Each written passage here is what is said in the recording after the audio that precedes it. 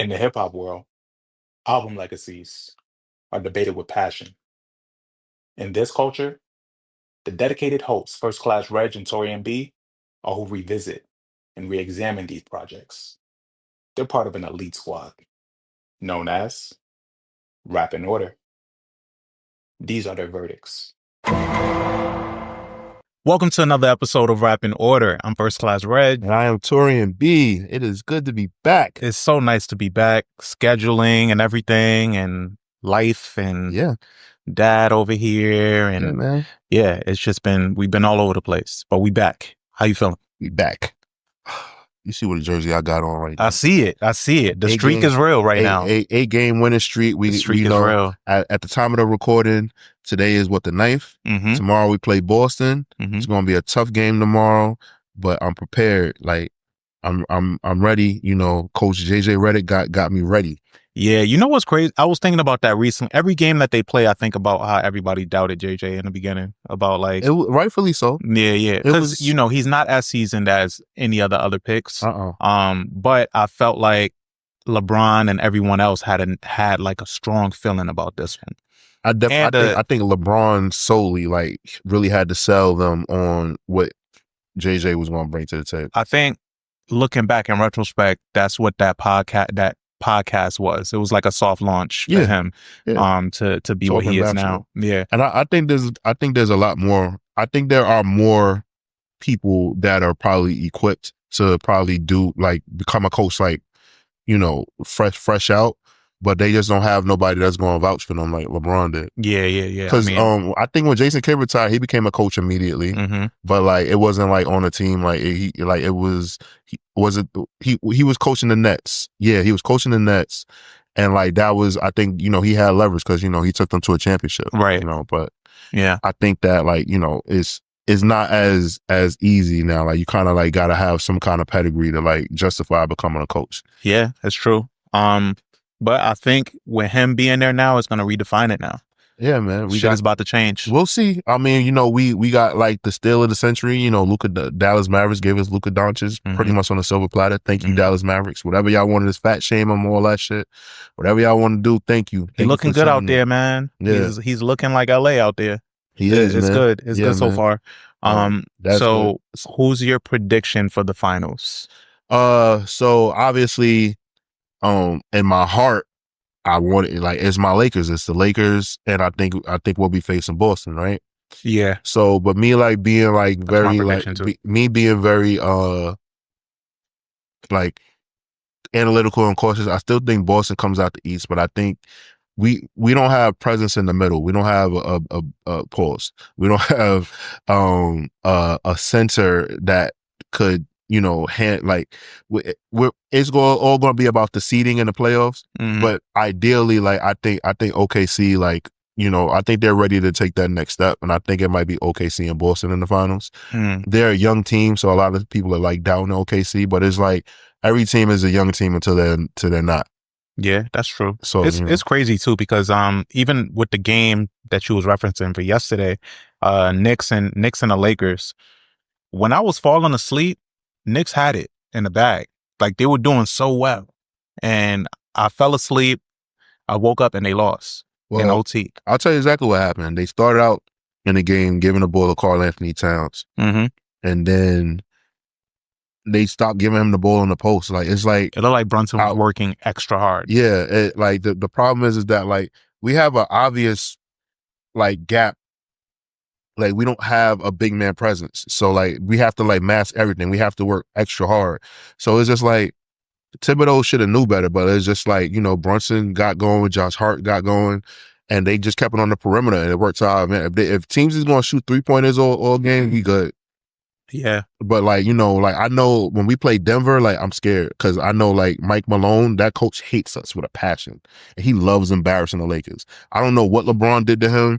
I don't know what they did, but they hate him. I already know that. So it's just one of those things where I don't Mike Malone hates the Lakers, bro. With a passion. So he's training for it right now. Yeah, Mike Malone did he talks shit, Man, bro. that Like shit's when they personal. won the championship, like he didn't talk about the team that he beat in the championship. He was like, "Yo, fuck LA, fuck the Lakers." I'm like, "Yo, like did like he like interview for the job and like not get it or something?" Like, Yeah.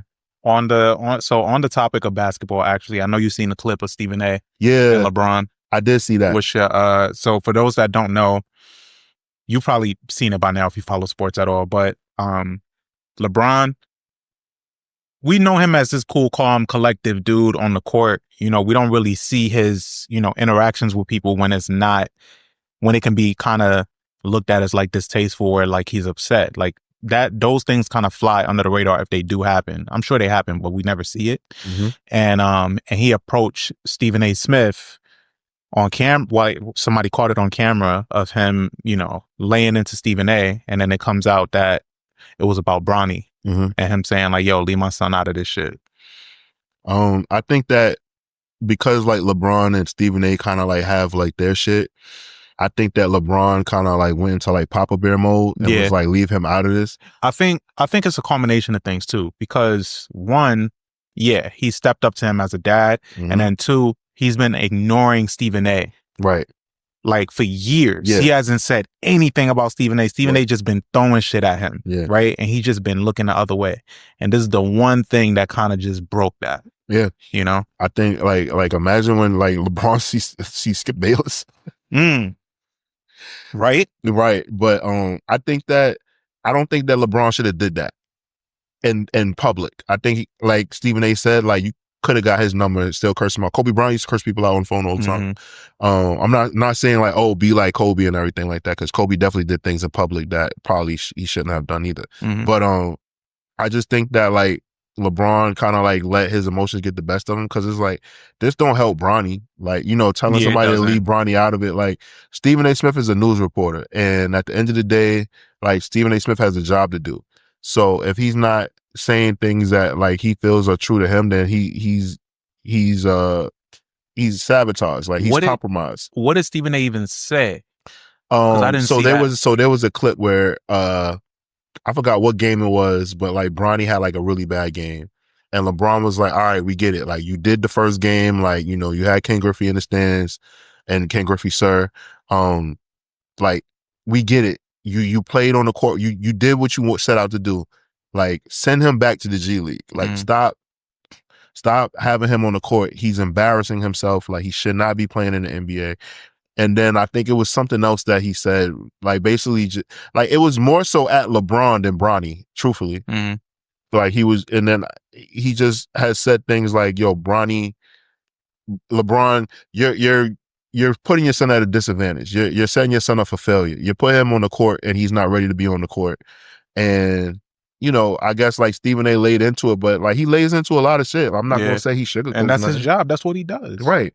He has to make shit, a blockbuster every time he has to do shit like that. And I think that for LeBron, like I think that he like commands a certain kind of respect. But at the end of the day, it's just like, yo, bro, like your son is a pro NBA player now. He is open to scrutiny. Even though Stephen A. Smith didn't really say like, yo, Bronny can't play. I get it. It's like LeBron is saying like, so but you're saying my son can't play. You're saying he don't belong on the court. It was probably just triggering for him to hear him talk about his son on top of all the other shit. Also, as a father, like I can relate to this. A lot of things that you wanted as a child, you overcompensate for with your child. So LeBron, like we know the story, didn't have his dad around. So he probably wanted somebody to stand up for him in a lot of like times and like moments. So he's just doing that, and I think he kind of messed up. In doing that, because I'm pretty sure Bronny was just like, Dad, come on. Yeah, nobody ever really asks Bronny how he feels about shit. Like news report. He's not available for the press. Nothing, and and like that's what I'm saying. Like it's one of those things where it's like he's putting this boy like in like a very like tough position. Like he's protecting him so much. It's like it feels like the equivalent of like getting like the NBA experience, but like not having to do any of the NBA things. Right. Yeah. Like you just sitting on court in a bubble. Yeah, like you can't do that, LeBron. Like I get it, I think that's one of those things. Even after the situation, he probably regretted it. like immediately after. Because I watched the clip a couple times, and even him walking away, I feel like he felt differently even walking away. Yeah. Because one, he realized that he was being recorded. Yeah. He looked up. He was like, all right, well, you know, he walked away. Yeah. So. Nah, that's one of those things. You know how sometimes when you say, like, it's literally like the Will Smith and Chris Rock shit. Like, you'll be like, yo, don't do that no more. The person like, what? Don't do that no more. Yeah, because you already there. And it's like, yo, like, I'm here now. Like, I can't push through this. And you even responding to me is taking me there. Yeah. So it's just one of those things where I feel bad for Brian. All right. So we had some deaths. There's a third one that I forgot, and I'm really upset at myself. I think so Irv Gotti. Yeah. Rest in peace. Rest in peace to Irv. Rest in peace, Irv Gotti, rap legend, pioneer, visionary. Mm-hmm. Rest in peace to Gene Hackman and his wife. And their dog. Mm-hmm. I really think that there was some foul play. No, I didn't mean to lie. Definitely some foul play. Definitely some foul play. Mm-hmm. I don't know what's going on, but something happened, and I don't know what. And then there's another person who passed away this week. Roy Ayers. There you go. Mm-hmm. Roy Ayers passed away, and like, you know, and Angie Stone, and oh shit, yeah, I forget, and fucking Angie Stone, mm-hmm. and I think a lot of people don't understand. I'm not gonna say she's solely responsible for D'Angelo, but like she was instrumental in his development. You know, they were in a couple for a very long time. Mm-hmm. But like Angie Stone was like we don't get D'Angelo without Angie Stone. She was signed to Sugar Hill Records. Mm-hmm. She was in like a hip hop group in the early '80s and everything. Like rest in peace to Roberta Flack. We missed Roberta Flack. A lot. Yo, Rez, yeah, we missed a lot. We missed a lot. This year, man. You know, every year it happens, right? It's inevitable, but it's always not expected because we never know who, you know. Right. But we are fortunate to the fact that I wouldn't say we necessarily lost those people too soon before we experienced their art fully. Mm-hmm. I feel like we got like a really decent amount. Right. I think I would just say like and their contributions. Yeah. I think Angie and Angie Stone and Irv they were young. Yeah. But like, you know, they gave us a lot. Yeah. You know, so to celebrate them. So all of these people gave us a lot. So yeah, rest in peace to them. So prayers up to all of those people's family and you know, their loved ones. Next up, okay. You finished Paradise. Yeah. Thoughts? I loved it. I didn't expect the killer reveal to be who it was. Yeah, nobody. Because I didn't think about if y'all are listening and we're gonna spoil it for you, so be it. Yeah, whatever. It's been up. It's been out. Yeah. You know. So I didn't expect that at all. That's like really good writing. Everybody was trying to dig into who it would be. Some people even thought that it would be the woman that they left. I really thought it was her. I felt like that would have been too obvious though. I tell you one thing, she out there wilding. Yeah, she's out there. She's out there wilding. She's become a full-fledged Craven. Yeah. Out there. Yeah. Yeah, she's been hunting. Yeah. But I love the finale. I knew from watching episode 7 that the finale wouldn't be better than episode 7. Right. And I think a lot of people got to understand that, like, yeah. That's television writing. Like we got a heightened episode, so now you know it has to bring everything together. Exactly, it had to tie all the strings, and it did that. It did that really well. So some people are like, yo, y'all be stemming out. Like y'all need too much stimulation. Like, because the way episode 7 made me feel, I was actually relieved that episode 8 wasn't as heightened. Episode 7 was just, they're gonna win so many fucking awards. All of them next season. It's crazy. James Marsden, man. Yeah. As that president, fucking kills it. Yo. I put my cousin Ashley onto the show. Maybe like after I watched the first episode, I put her on. I was like, yo, you got to watch this show. She's like, okay, I'm going to get to it. And so yesterday she texted me and was like, yo, were you the one that told me to watch Paradise? And I was like, yeah. She was like, yo, I watched the first episode yesterday and I didn't go to sleep till 6 because I watched it all the way to episode 7, and then I went to sleep, and I woke up the next morning and finished it. How the fuck did she go? Yo, your cousin's a psycho. How the fuck she go to sleep after episode 7? She went to sleep, and then she watched the next one. I gotta text Ashley because that is crazy. To go to sleep, I'm sorry, I will be wired. I'll be like, I just gotta start my day now. There's no way I can go to sleep. She watched it all the way through, and like it's all because she doesn't really. she don't be watching TV like that. So when she watches something that she likes, she really is all about it. And that's it. That's it. That's all she's about. That's funny. So yeah, she loved she loved it. She loved it. And she loves Sterling K. Brown, so I knew she would like it. Sterling K. Brown is that's a good man, Savannah. Yeah, man. He fucking that dude, yo. Nobody cries like that guy. You Yeah. feel every emotion anytime he's on the screen. Yeah. Uh-huh. So let's see. Moving on from that. All right. So this is something that's like big deal. It's been all over the news. John Cena has turned heel, Reg. Mm-hmm. I really didn't see it coming. I didn't, and it was obvious. It was right there, but I just thought that WWE would never do it.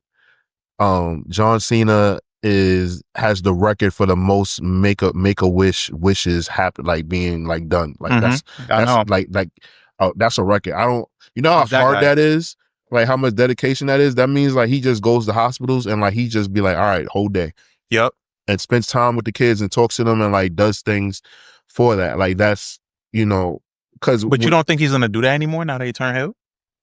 It depends on how far he's going with the character, because like a lot of the wrestlers that are heels, they can't do stuff like that because it's their character. And like I get it, like kayfabe has been broken, so you know people know that, you know, wrestling is scripted and like, you know, certain things are supposed to happen. Yeah, but I don't think for this time frame he's doing that. Like I think that he's like method acting and he's taking it very seriously. Yeah, I've already read. Did you see the report that he's shaving his head bald or some shit? I don't think he's gonna do that because he signed on for movies. Okay, but I don't like shit like that where they're like, yo, apparently he's gonna shave his. I'm like, bro, like let shit play out. Why are we even getting this as news? That's the dirt sheet. That's bro. corny. And wrestling, like now, everybody because wrestling is becoming mainstream again. Like it's just not gonna happen.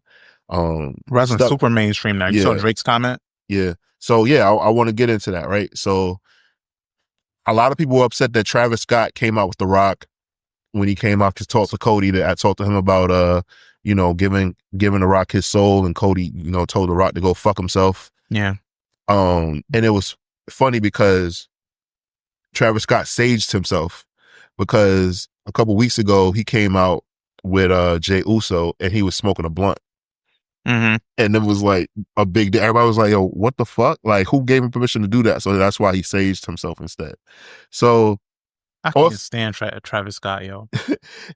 To me, I think it's funny because like The Rock is corporate and he's Hollywood. So yes, he will bring out a big superstar with him and be like, yeah, you're down with me. You can do whatever the fuck you want. And like go and smack the shit out of Cody Rhodes and like bust his eardrum. Yeah. Like they didn't teach. I don't think they taught Travis Scott how to throw a punch or like throw a But big then slap. also I feel like even if they did, he would still do some slimy shit like that. Cause he be on tape breaking people laptops and shit just for fun. It's like, bro, what are you doing? Like he strikes me as one of those kids that like would really tackle you and y'all playing flag football. Yeah, he looked like. And it's like, bro, like have you ever seen Travis Scott run? Yeah, I've seen him run. It's mad before. funny. Yeah, it's so funny. His form is terrible. Like he's So I truly enjoyed it just for the simple fact, like, man, this is good. Like this is a really good surprise, and wrestling's in a good place right now, and I'm just happy about it because, you know, being a wrestling fan was not for the weak. For the past 2 years, so. There's gonna be a lot of newcomers, and you know, welcome. That's gonna happen. Yeah. You know, people got their opinions, people have their theories and everything like that. WrestleMania is a few weeks away. It's gonna be in Vegas on 4/20. So that's gonna be one hell of a weekend in Vegas. Crazy. You know, so they're like trying to see like how things are going, because like Roman Reigns hasn't even been like, they haven't even announced what his match is going to be or who he's facing. Like, you know, the women's division, Rhea Ripley just lost her belt, so now like they're like, what is Rhea going to do? So I tip my hat off to you, Triple H. I wasn't familiar with your game, sir. That's gonna be crazy. And basically the element is that Vince McMahon used to have everything planned out, and he wouldn't deter from his plan unless somebody got hurt. So if he had a plan, like if he set out a plan at the beginning of the year, like, yo, this is who's going to be the main event, this is who's going to do this, who's going to face this, that was that. What Triple H is kind of doing is you could tell Triple H is paying attention to social media. He's looking to see like what stuff is reported, and so like to keep the fans current. It's very what's the word, modern. Yeah, he has a really modern take to it. He has a really modern take to it. So It's actually like some of the like, it's very entertaining. Some purists don't like it. A lot of people were really mad that Travis Scott came out, like pissed.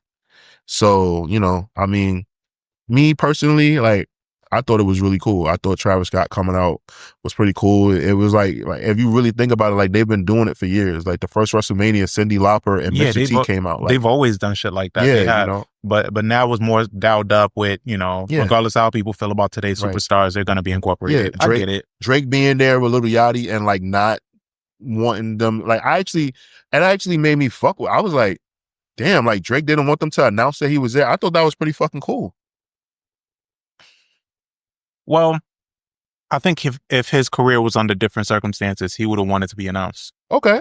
Touche. Yeah. Okay. Yeah. All If this was like 2015, 2016, okay, he absolutely would have been okay with being announced. okay. You know? I didn't think about that. I thought Drake But then was just him wanting being to be announced leaves it up for public scrutiny and people saying shit and screaming Yachty shit was at there. him. It was a lot of people there. Yeah. It's just like I just thought like, oh, okay, cool. Like he just, he ain't want all the hoopla and stuff like that. I think Drake's trying to lay low but still have a good time. Yeah. What I am pissed about though is the other company AEW reporting that like they are pretty much like trying to give Kendrick everything under the sun to appear now, and I genuinely don't want that. I don't think Kendrick don't be outside doing stuff. Kendrick don't be outside doing stuff. I don't want them like like because he really don't like Kendrick don't go to an AEW show, bro. Like don't. Like Kendrick, if you're watching this, do not go, bro. Like Action Bronson already said the motherfuckers is weird over there. My cousin Guy already gave me permission to say like we don't fuck with them. God don't fuck with AEW no more. We can say it now. Like I need Action Bronson to be more involved in. See, that's somebody that I think should cross over into wrestling. That's what happened. He wanted to, and then like they stopped calling it. He said they ghosted him. Yeah. That sucks. Yeah, he had a program. And that's an authentic crossover. Yeah, and it wouldn't just be for the bag. Like that's somebody that I believe when he would be there. Bad Bunny was another good one because I know he's a really big fan. Yeah, he's a fan. Travis Scott, according to Travis Scott, he's going to train. Yeah, I don't know, man. I hope like so is you know what a receipt is, right? Mm-mm. So in wrestling, it's called a receipt. So anytime like you do something like that's kind of like when you hurt the person, like they respect it. They were like, all right, I'm not gonna shoot. It's called a shoot. Like when you do something for real, I'm not gonna shoot fight you, but I'm gonna give you a receipt. So prime example, Triple H. No, Roman Reigns and the Undertaker had a match, and Roman Reigns like was too stiff, like hit him too hard, and he was like, "That's a receipt." So then their next match, the Undertaker hit him straight like. straight with a chair and his head and kept hitting him and concussed him. Damn. So, and like apparently like it's this unspoken rule where like motherfuckers just respect it. Like you don't like, well, you got me. Yeah, like all right, you got your lick back. All right, cool. But it's just like it's crazy because it's just like nah, man, that was a mistake. Fuck your receipt. But like no, like they accept it. So hopefully Cody gets his receipt on Travis. Hopefully, like I hope so. Yeah, I hope Cody breaks his jaw. Yeah, I hope so. I hope so. Snatch one of them fucking braids off his head. I don't hate him, but I just dislike him. All right. Well, what else we got? So the Big Sean freestyle. Mm-hmm. How'd you feel about that? I liked it a lot. The take on the blackness. Yeah, that was good. Sound. What's the name of it again? Sounds of Optimism. What is it? The Blackness. It was from that show or whatever like that. I thought it was funny as hell in the group chat. when we was talking about it and you corrected it, I was like, actually. Oh yeah, but see, that was a mistake on their part too though. On Big Sean and them's upload, but they've since fixed it. They fixed it on YouTube. Because it's supposed to say can never get Regg. That it was a mistake. But anyway, I like the freestyle. I just don't know what Big Sean's focus is right now. I know he just dropped a book, so he's really been promoting that heavy. I heard some good things about it. The self-help book is called Go Higher. But he's been announcing so many things music-wise and not delivering on them. And this freestyle was out of nowhere, but it was a nice treat. It was good. Okay. Yeah. Meek Mill had that really good verse on the Friday song for his father. Yeah, that was good. Meek, that's Meek's bag. Meek and Pain, you Yeah. can't beat it. Meek and Jim Jones push Pain better than anybody. Mm-hmm. Like they just represent the Struggle. the struggle. Yeah, they just do. They just get it. Yeah. They just get it. Okay. So, the album that we're getting into today is from a collective that has superseded hip hop. You know, I feel like they're known in way more communities than that. Even if you don't know their music, you know the logo. You know, exactly. It speaks for itself. And I'm talking about the Wu-Tang Clan, ladies and gentlemen. Today we're getting into their second album, Wu-Tang Forever. It was released June 3rd, 1997, double disc album. Second album followed their debut Into the Wu-Tang, which was already a success in its own right. The album features Capadonna, Street Life, Fourth Disciple, True Master, and more. The original run of compact disc featured an enhanced CD that allowed users to walk around the Wu Mansion and access additional content. Did you know that? Mm-hmm. Yeah, well, that's pretty fucking cool for 97. I went on eBay and tried to find the company. That's pretty fucking cool for 97. The album was promoted by 3 singles: Triumph, It's Yours, and Reunited. It was also a template for the lesser known group members like You God, Master Killer, Inspector Deck. The album debuted at number 1, selling 613,000 copies in the first week. It has since went 4 times platinum, their best-selling album to date. RZA went on record fairly recently talking about how he felt like this album could have even went diamond. Yeah. If it wasn't for Hot 97 boycotting them at one point. Yeah. Do you think that's true? I do. I think that because they were very much of the, you go to the label, you get the money from the label, you do everything through radio. They weren't like Wu-Tang. You wanna know? All right. Sorry guys, you know how I like swerve things around. Wu-Tang Clan would have benefited very much if they collectively would have gotten to mixtapes. Mm-hmm. But I just think that was something that just wasn't in their wheelhouse. I think like a lot of the members that like didn't have like their solo projects come out, they should have went the mixtape route. But I think that because like, you know, collectively they saw like how other members were doing, like, you know, getting their projects out and getting their money, they really benefited from that. Yeah. So I say that to say, when they were at Summer Jam and Ghostface Killer got on stage and said, "Yo, fuck Hot 97," and all of that happened, I think that just started like a fucking like ripple effect, like fucking them up, like because they depended on being pushed on radio so much. Mm-hmm. And Hot 97 had their sister companies not fuck with them either. So it's not like only Hot 97 that fuck with them.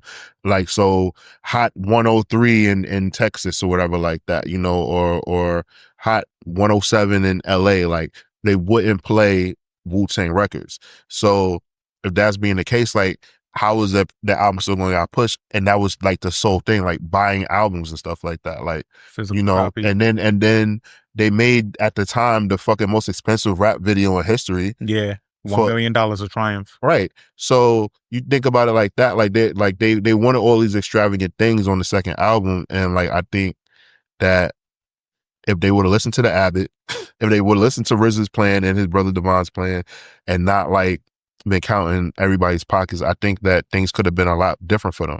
I agree. I think they definitely would have went diamond, bro. Yeah. Same thing that bit them is the same thing that was their saving grace. So like a lot of, you know, it's 9 members, but a lot of people can name at least 4 to 5 members off the top of their head. But then, and that's partially because a lot of it, like this came out in 97, but before 97, Method Man was established. He had his debut album in 94. So like he was already a star. Right. ODB was already a star. Like all these people leading up to this album, you had Ray and Ghost in 95, I believe. Yeah. So like all these people leading up to this album was kind of just more of a draw. And then 97 was like the catapult of that. Like it was like, oh shit, like they're all together again. You know, they branched off, did their own thing. I do agree that if they did do the mixtape shit, like You God, if he found a way to like stay out there, Master Killer. Yo, bro, like they missed out. Like, think about like, all right, like as we know, 1998 was pretty much the highest selling year for music, period. Yeah. Every genre was selling records, right? Yeah.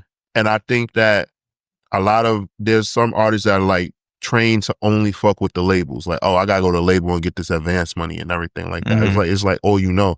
And like the Jizza was kind of like the one who kind of like broke down how the music business works to all of them because he was Yeah. the first one to have a deal.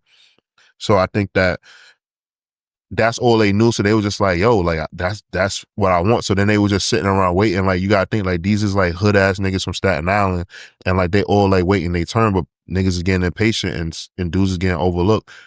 You got to think about it. Ghost had 2 albums out by the time Triumph came. I mean, by the time Wu-Tang Forever came out, Mhm. Meth was, you know, a superstar. Regg was established.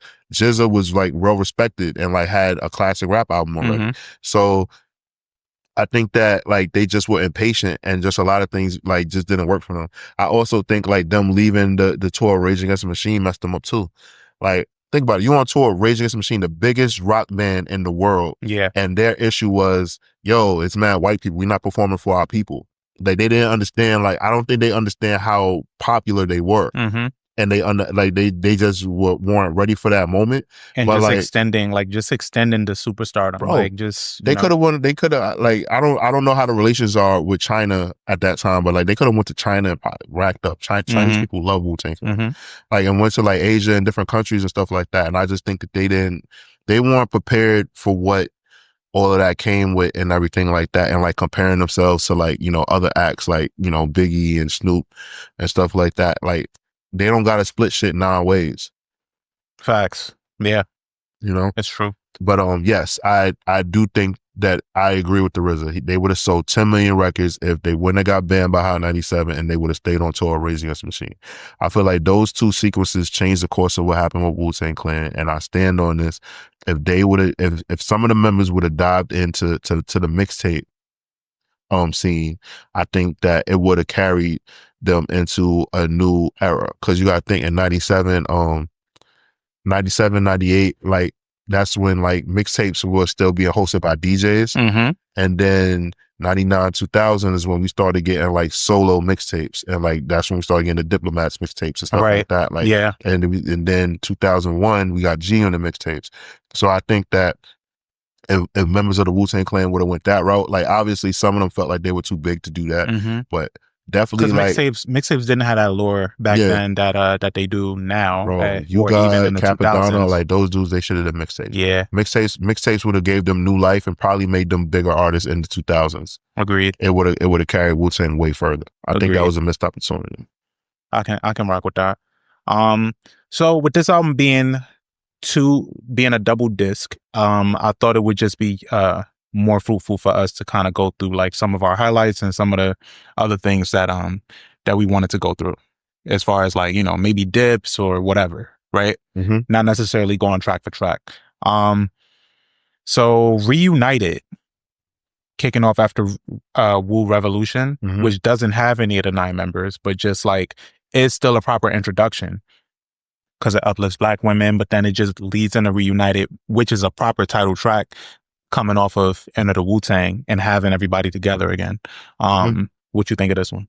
I thought it was really cool. Like, you know, the violin in the background was pretty fire. Yeah. The RZA as a producer, man, like he is very, very talented. Mm-hmm.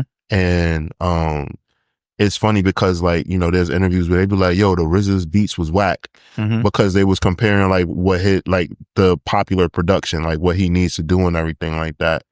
And I truthfully just think that it's unfortunate that like all the members didn't get their proper solo albums when the RZA was in a certain zone. Mm-hmm. So then they could have saw where he was going forward. It's just that the RZA, I think he was becoming more well traveled, and he has like a very like eclectic group of friends and like frame of music and things he's into. Right. Because I just think that with the RZA, like even like with the trust of like how he like goes into like producing beats and stuff like that, I think that they just didn't see the vision, and that was more so the issue than, you know, his beats got whack. I don't think that the RZA makes whack beats. I think he's an amazing producer. Yeah, I don't think he makes whack beats, and he takes a lot of chances with his beats too. And I think with him working with multiple beat machines at once and all sequencing it to make one sound, it kind of throws some people off sometimes, but he knocks it out the park for the most part. With this song in particular, I thought it was interesting that Method Man wasn't even supposed to be on it, and he kind of like had to like barge his way onto this song, because originally it was just gonna be, I think it was ODB. Is Inspector Deck on this? I think it was ODB, Inspector Deck. Let me see. Sorry, yeah, no, Jezza. It was Jezza and RZA that was supposed to be on this song, but then ODB kind of plays a part in it, but it's small. Right. And Method Man had to like bombard his way onto this because they were gonna do this without him. Yeah. That's why he has the last verse, and I think he has the best verse. Yeah, Method Man also like didn't like the fact that because he became a sex symbol that they basically made fun of him and was like, yo, like you know, you LL Cool J like that. So like he would be like, yo, I could spit though, like I got bars, and they was just like, nigga, your biggest song is a love song of Mary J. Blige. So like he really had to like really push, like, yo, I'm still a dirty, grimy nigga from the hood, just like y'all are. So like he had to like so certain songs like they were like, yo, nah, this one not for you. He was like, yo, I'm putting a verse on this. And that's kind of how this one came to fruition, because he had to like make sure he gets on this. And I can't picture this song without him. The way he closes it out is perfect. Another highlight for me on disc 1 is Cash Still Rules. Ghost took the fuck off. Of course. And you'll always get me with a beat fade out, because he was like, the way that he ended it off, and it was like made for him to have the best verse. And I love shit like that, because that shows there's like no ego in it. Right. Because it's like, all right, we crafted this for you. Like, you're supposed to take off on this. I agree. Yeah. What else? What's another highlight for you? For heaven's sake, like really, I really enjoy, like, it was aggressive. It had an aggressive backdrop. Older Gods, to me, that was like, you know, vintage Wu-Tang, street knowledge, wisdom, shout out to the 5%ers. Impossible, I think was one of like Ghost's like most heartfelt verses. Obviously, you know, the regulars Is Yours, you know, that's just that song is just amazing. Obviously Triumph, and Reunited, like it opened the album. Like I like what that one did. So those were my like highlights for the album. Oh, for the full album. Yeah. Okay. Oh, my bad. I thought we were doing highlights for the full album. I was doing highlights from disc 1. My bad. That's fine.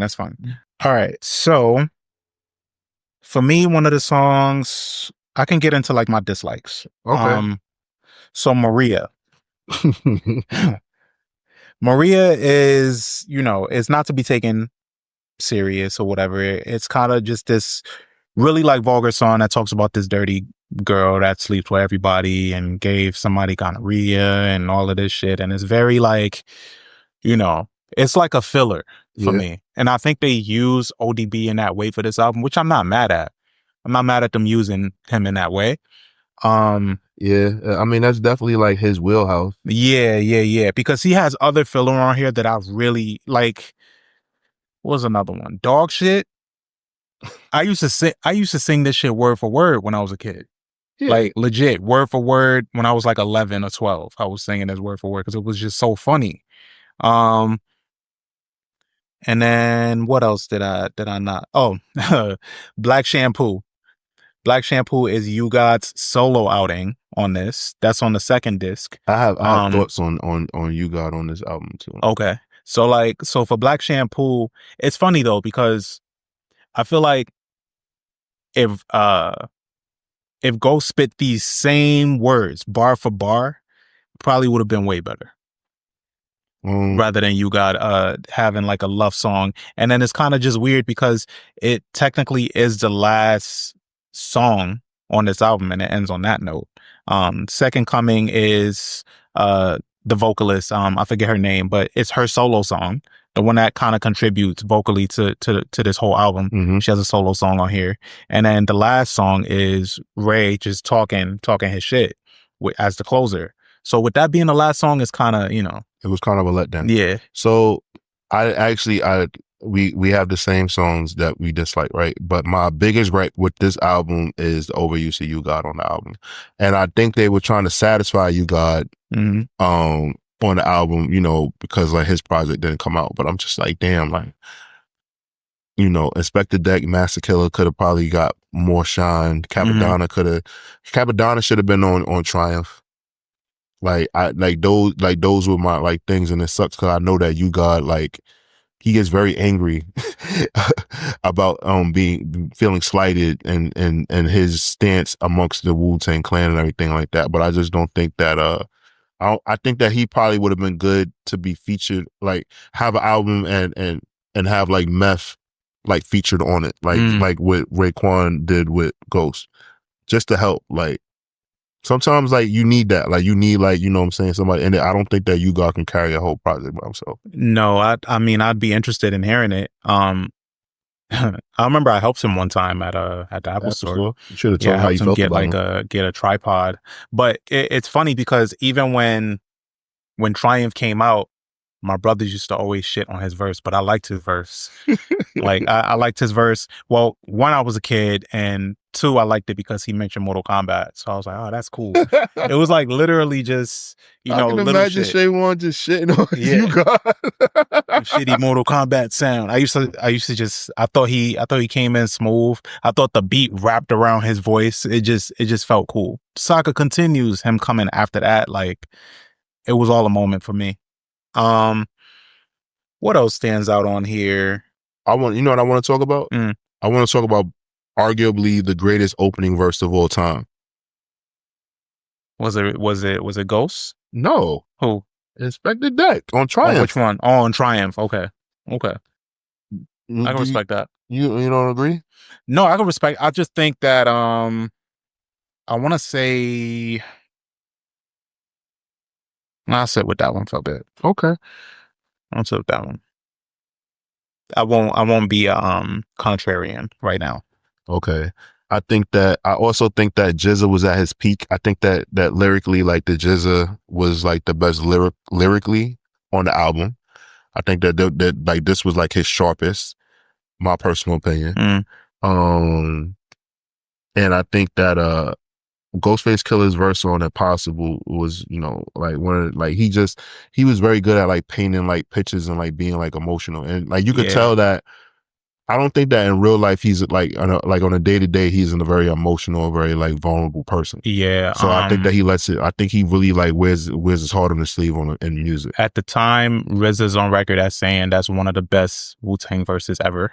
And the Source actually gave him verse of the year that year for that Impossible verse. See, when Ghost leans into verses like this, it feels like a short film. Like you feel everything and you could see everything. When he raps, him rapping about like losing his friend, but then his mom coming down and wiping his face, and like it just like you can see all of that stuff. You can see him in the middle of the street. Like it's heartbreaking. Right. It's a heartbreaking story, and you can see all of it. Like it's not the most complex, but he just has a way with like words, man, and putting emotion in his verses that I don't think a lot of people do.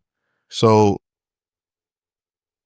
one thing that I like that I hear from people from time to time when I talk about this album is like they like some like people be like, yo, it's too wordy, it's too lyrical. Like it seemed like they all read dictionaries and just trying to like outsmart one another. Like when I talk to LaShawn about Wu-Tang Clan, like sometimes I have to like hold back because sometimes when somebody tells you like I don't like lyrical rap, you want to be like, yo, so you stupid, you don't like to read, but that's not it. Like some people just like to zone out, but like some people felt like that there was no direction with this album, that they were just in there just lyrically sparring. Like they were just trying to out rap one another on each track. Yeah. Versus like, all right, where are these songs going? Where's the cohesiveness? Yeah. And I don't know if that mattered as much. I can't really call it because like Raekwon's Raekwon's storytelling on the album was top notch. Yeah. Like his darts was all aligned. But like I do like find it interesting that like, some feedback from fans that like aren't like diehard Wu fans, they say like when they hear this project, they're like, yo, it just sounds like niggas just really just in there just saying big words. This album is not ADD's friend at all. This album requires too much focus. It's two disc.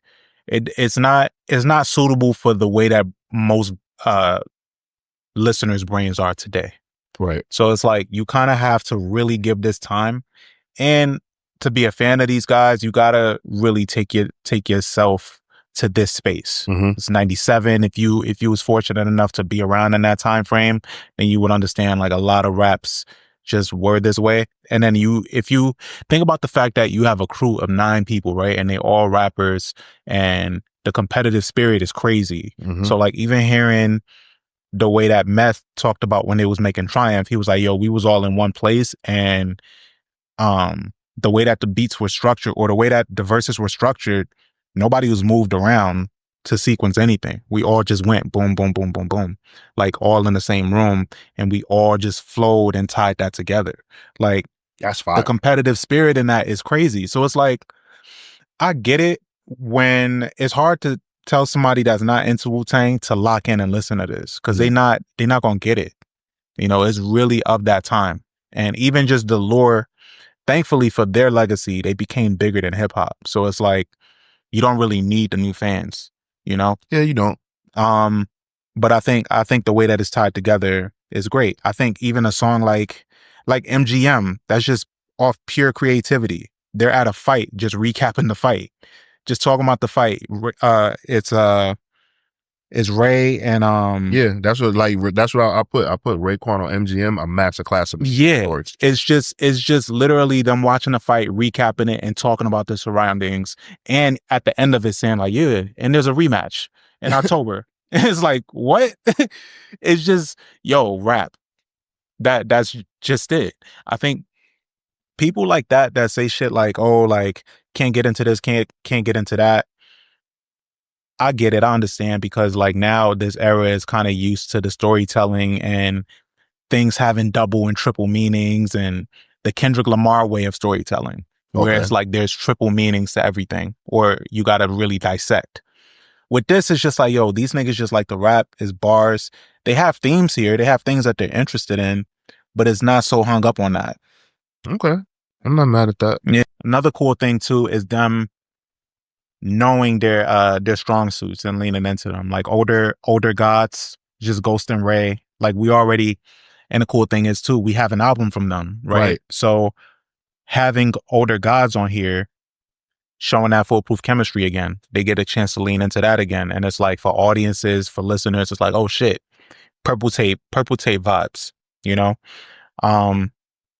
Yeah, I mean, there's a lot of highs on this album, despite it being damn near 30 songs, you know? Yeah.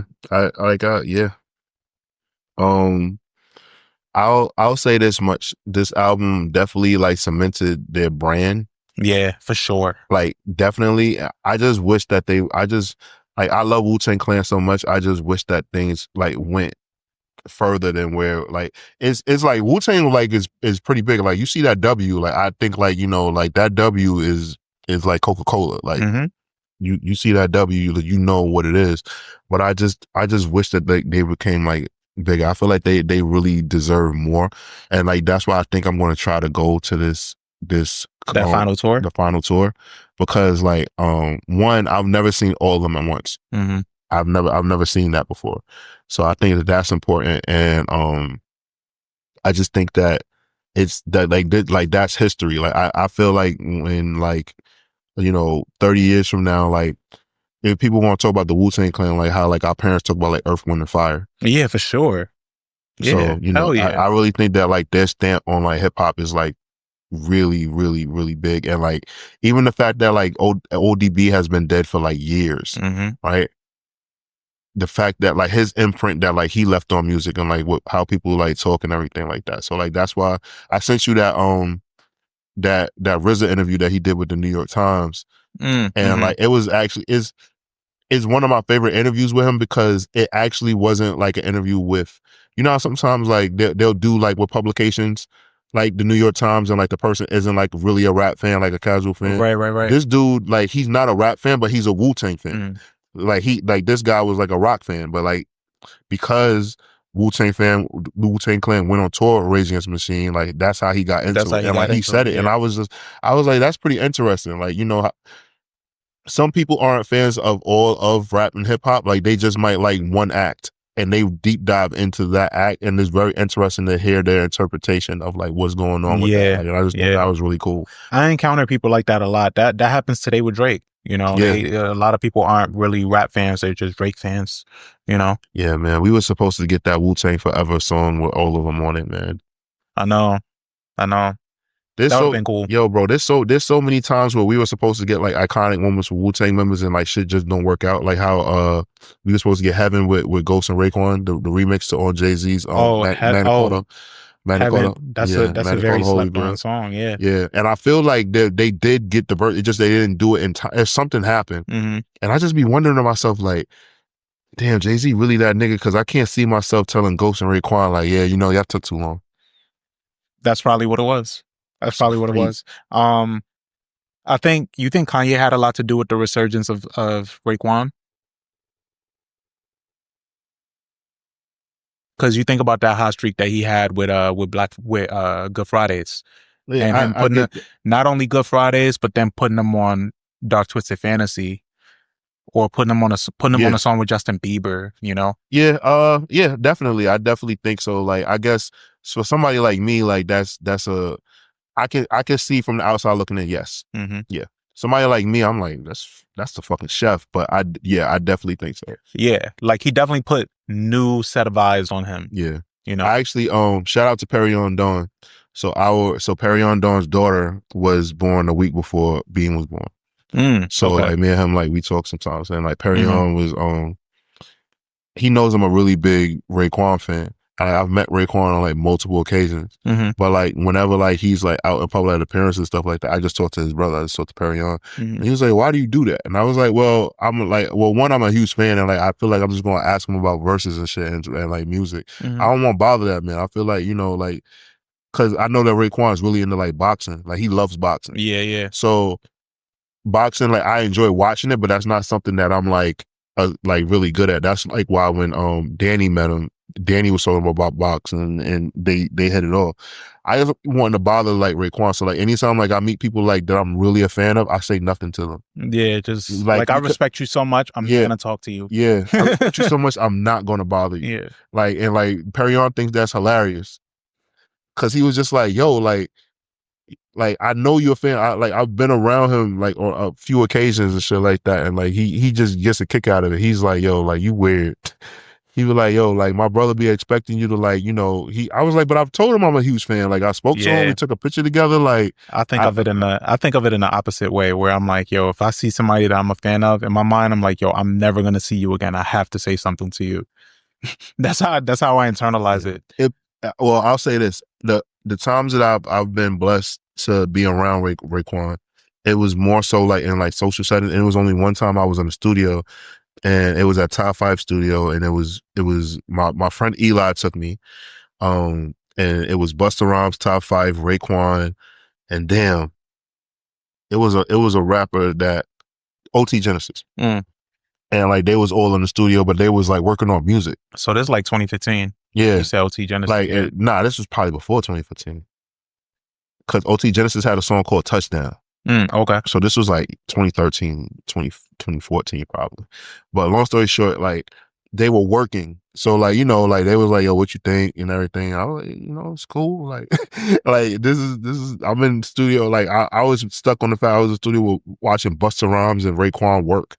And I learned like what punching in is and shit like that. I was like, why ain't finished? It was like, oh, they take their time, they come back. This and that. I was like, oh shit.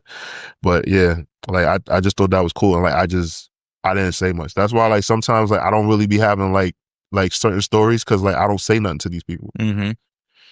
I just be there and like I just be like, yo, it's nice to meet you. And like I always make sure I say like I'm a big fan. Like I really respect you. Yeah, I mean, well, shit, at the very least. Yeah, and then after that, like I shut it down. That's it. I'm here. I respect that though. What about so on disc 1 they have a song called A Better Tomorrow. That gives like this message of, yo, like you could do this and you'll go to jail. You're not trying to do that. Like it's like this powerful message behind it, but they found a way to do it that wasn't corny that I really liked. What did you think about that one? I thought that A Better Tomorrow was good. That obviously was RZA's idea.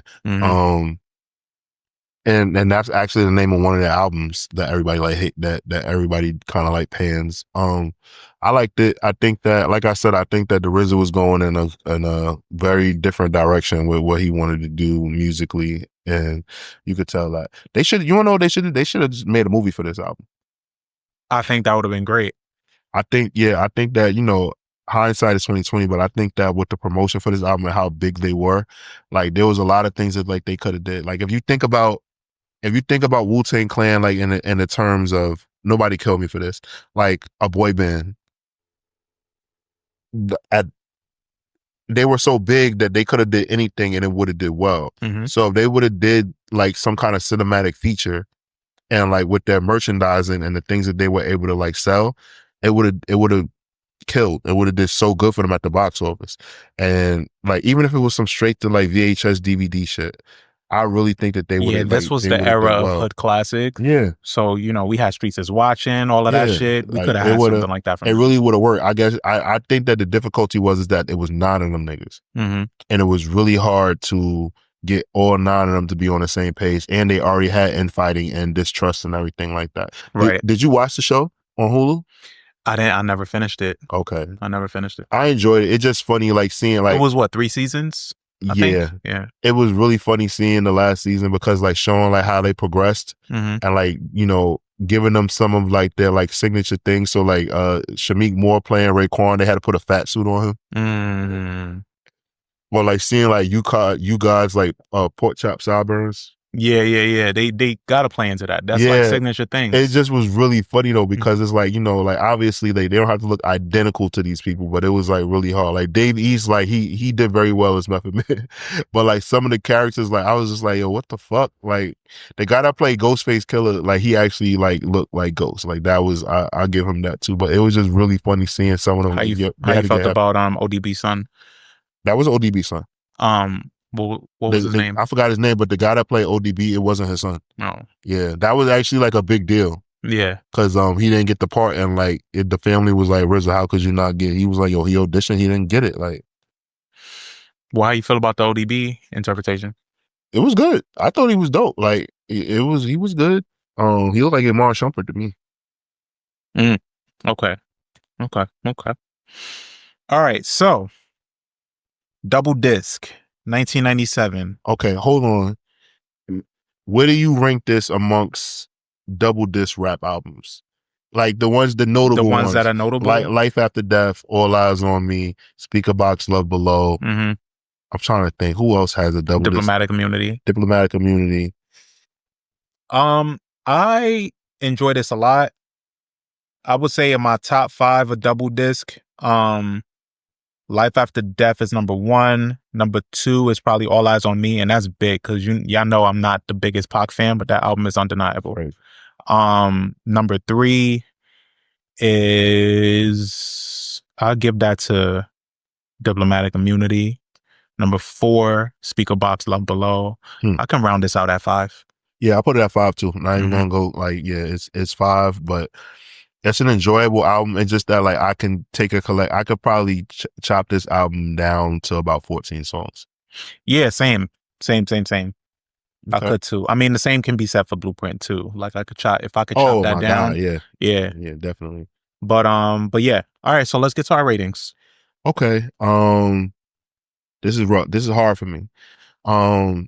Because this album is so track heavy, like I think it takes away from what it could have been, and also the album kind of had like this was just like lyrical, like this album was just like a masterclass in like lyricism, and which I really enjoy. But for me, like I kind of like want more direction in certain projects, and so with that being said, I have to give this project a 3.5 out of 5 waffles. Please, I want to be able to come back to Shaolin. I don't want any problems. Like I'm a Wu-Tang lover to like the death of me. Like I'm not this album. This is not a bad album.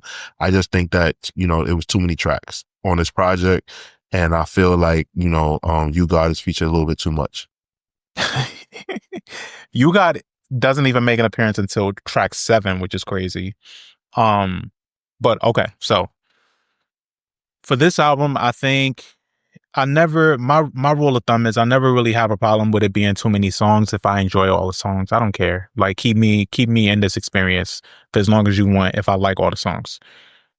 This album I'm pretty loose with because it doesn't really have direction like he said, but I really just enjoy the raps and I enjoy hearing all of them together. And me being that I'm, I was 11 years old when this dropped, I know the importance of having all of these guys together coming off of their debut album and then the success that they had in between the debut and then the second album.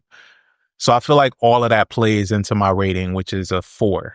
I give this album a 4 because I think this is the culmination of, what we saw in that early time frame and then them leaning into the superstar status that was coming, the $1 million video, directed by Joseph Kahn and just the out of the ordinary chances that they took. Even Triumph being a single is a risk. Like it's over 6 minutes and it's all of these niggas on one song and it has no chorus. Like that's crazy. Mm-hmm. Just to show you like the impact that they had and to set the template. Like you get songs like this without a chorus, before then you couldn't make a song like that. You fast forward and you get a song from and it's a hood ass song. You fast forward and you get a song like Keep It Thorough from Prodigy. There's no hook and it's hood as fuck. And it's like, I would fully believe that you wouldn't get a song that takes a chance like that if it wasn't for a song like Triumph. Okay. I think things like that, because of that, and because of the vision and because of them leaning into themselves as these hip hop like superheroes, and wordsmiths, I gotta rank this album at least at a 4. Okay. Like the beats were great. The lyricism was amazing. I just felt like it kind of didn't, it just seemed like they just was like, yo, these are the best tracks that we got. We got 27 of them. We putting them out. Yeah. I get that too. But for you guys watching at home, listening, I want to know what you guys think. Let us know in the comments. If you've never listened to a Wu-Tang album, give this one a listen. Come back and let us know what you think. I'm First Class Regg. And I'm Taurian B. And we're out of here. We'll catch you next time. Today. Dun dun.